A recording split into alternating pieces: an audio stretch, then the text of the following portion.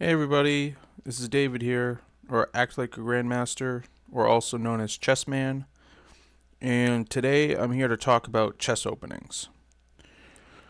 If you're new to the game, or you've been playing for a while, obviously openings are pretty important. Now you have your opening principles, which tell you, okay, put either e4 or d4 in the center, develop your knights before bishops, move every piece once, don't bring your queen out too early, castle early. Like, those are all good principles, but at some point you're going to start learning openings. And the question is, what openings should you learn? Now, there are well-known openings, and then there are openings that almost nobody ever plays. If you play well-known openings, then both you and your opponent will probably know the theory, and then it'll be kind of even. Whoever knows more will win. If you pick something that's offbeaten, then you're likely to get the surprise. So if it's a surprise, you'll know it and your opponent won't, and then you'll have the edge. So the question is, what are my options? Now, first I want to show you a list of chess openings. If you go to Wikipedia there and you type in list of chess openings, you'll get this page. And I just want to scroll through to give you an idea of how many openings there are. All these are openings. There's the name of the opening and then the line. And in this one little section, there's 146 openings. 146. How long would it take you to learn one opening? At least a few minutes. But I keep scrolling down. There's more and more and more. So if you thought, you know what, I'm going to just learn all the openings, like I was thinking at some point, you could, but it feels like it would take you about 20 years. So maybe you decide you'll dedicate your life to chess, and then you'll do it. Okay, but still, how do you start? How should you start? Of all, should you start from the beginning? If you start from the beginning, the very first opening is the Anderson, 1a3.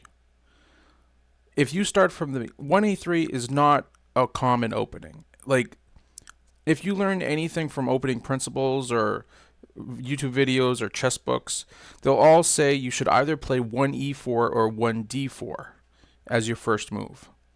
So if you go by, let's just start from the first one, you're at 1a3.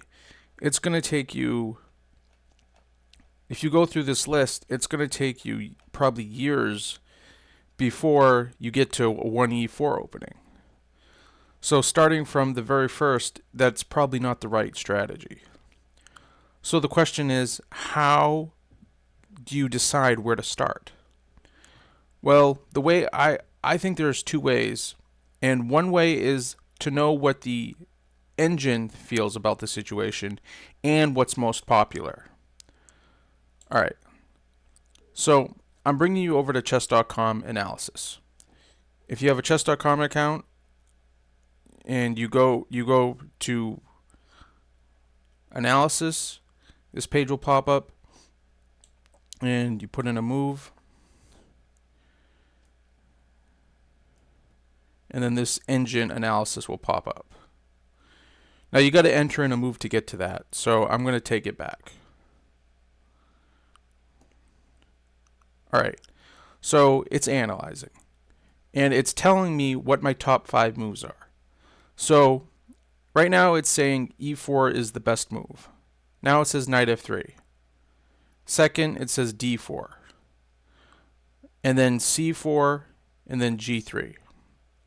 So you could be like, well, the engine says e4 is the best move, so that's what I'm going to play. I'm going to start learning e4 openings because that's the best. You could do that.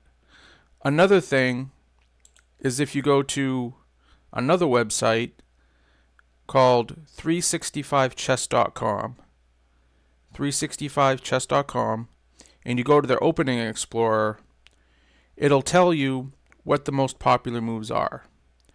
By coincidence, 1e4 happens to be the most popular move. It's been played 1,900,309 times. And it also has an engine evaluation on the side here. It says it's plus 0.34 at a depth of 49. So basically 0.00, if it was a 0.00, that means it's completely even. It's not better for white and it's not better for black. It's even. 0.34 means it's a slight edge for white. But honestly, you're going to notice different openings have higher, basically it'll go up or down. But as long as it's within 1 point, it's really not a big deal. Like this, it's not even half a point. So it's not really bad for black, but it's a slight edge for white. But if you go further down, like B4 is negative 0.27. So you might think, well, that's bad. That means it's good for black, so I shouldn't play it. But actually, negative 0.27 really isn't a big deal because it's still less than negative 1. So you could play this as a surprise. Since it's only been played 6,636 times, you could play it as a surprise. Now, if you go all the way down, one knight a3 is played the least amount of times, only 37 times. But it's still only negative 0.22. So you could decide, you know what, I'm going to surprise all my opponents, and I'm going to know one knight a3 better than everyone, and play it. And if you do that, you should have the advantage. So what one answer to the question is, okay, how do I know which openings to start with? Unfortunately, the truth is every first move is probably playable. So you can choose anything. So this is where you need to decide, am I going to choose something that is not well known, like one knight a3? Or am I going to choose something that's well known, like one e4? Or do I want to choose something that's just slightly unknown, like one knight f3? If you look at it, the first two moves, e4 and d4, have been played millions of times. But one knight f3 has only been played 300,000 times. So just by going to one knight f3, you're more likely to surprise your opponent. And it's plus 0.08. So it's still a slight advantage for white. Alright, so if you're playing with the white pieces, you get to choose first. So you get to choose any of these openings. So you could choose one knight f3 and study that. Now the problem is when you're playing with the black pieces, you go second. So if you go second, that means you need to know what to play against all of these openings. So what am I going to play against e4? What am I going to play against d4? What am I going to play against knight f3? What am I going to play with c4? What am I going to play against g3? And so on and so forth. So the question is, you've seen how many openings there are. There's like thousands and thousands and thousands of openings. So the question is, how do you narrow that down? Well, what you should do is start with the most popular. So you should first learn what to play against one e4. And what you could do is, again, click 1e4, and then it shows you the list of all the responses, starting with the most popular. And again, you do the same thing. Do I want to play something that's the most popular and probably the best move, which is c5? Or do I want to play something more uncommon to maybe surprise my opponent, like d6, the Scandinavian? That's only been played 80,000 times. But if you look at the engine evaluation, it's still plus 0.22. So it's within a point of being one way or the other. So this is where you need to decide what to do. Am I going to choose something that's well known or something that's not well known? If you choose something that's known, then you're more likely to find books and videos about it. If you choose something that's unknown, then you probably won't. But if you choose, let's say, c5, just to let you know, on this website, if you look up here, it'll tell you the name. It says B20 Sicilian Defense. So you can go back to the list and look for B20. which you might need to scroll a ways.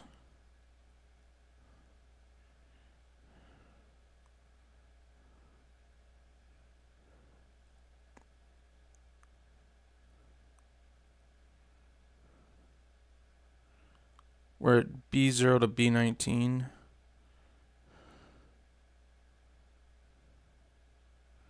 See, there are so many. So many. Okay, we're in the Sicilian. So okay, B20. So you look up B20 Sicilian defense, and here it is. And 1e4 c5. And then you got to figure out which one you're going to learn.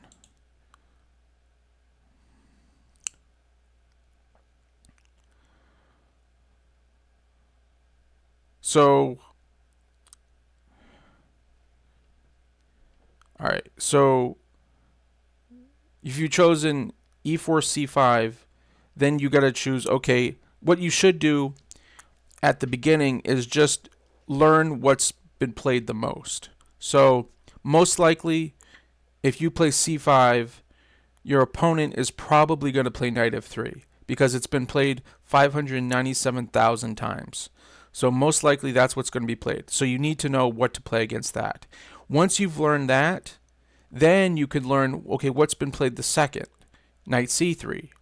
And then what's played third? c3, d4, f4, and so on and so forth. You do one at a time. And that's how you do it. Now, it's going to take you, even though we're narrowing it down, it's still going to take you a long time. But just enjoy the process. Another thing you can do is you could look up Grandmaster games, which you can do from this website. Let me show you. If you go to, let's see, players by rating, Magnus Carlsen is number 1. You can click on Magnus Carlsen. And then you can see, okay, most of the time he plays the Roy Lopez. It's C65. You can either go to his games or you can look up C65 on the list here. C65. And you can be like, well, Magnus Carlsen, the number 1 player in the world, plays it, so that's what I want to know. And you got to scroll down till you find it.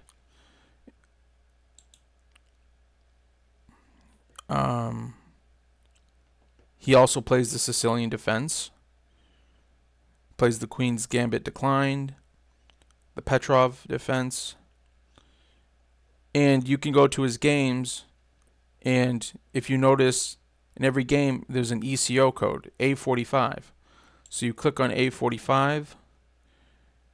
And okay, it's the Queen's Pawn game, 1d4, knight f6.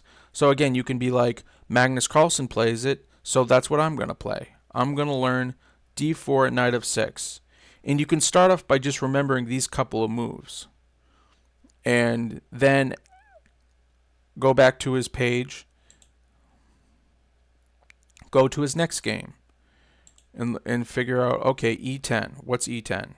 E10 is also Queen's Pawn game, but it's different. It's d4, knight f6, c4, e6, knight f3. And you can memorize that. And you can, instead of looking at the engine analysis, you can just be like, if it's good enough for Magnus Carlsen, it's good enough for me. And it should be.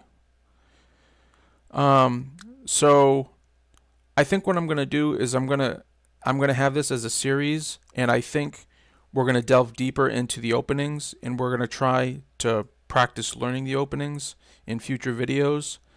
So this was an introduction, and I hope you got a lot to at least start you out. And again, I think I'm gonna have this as a series, and maybe we'll dive deeper into 1e4 c5, or we'll see. So I hope you enjoyed this video, and if you haven't already, please like and subscribe and leave a comment if you like. You can tell me what opening, if there's an opening that you know of that you'd like to delve deeper into, maybe we'll do that. I'm always looking for more openings to know, so that helps me out. But anyways, I hope you enjoyed this, and I hope you have a good one. Bye.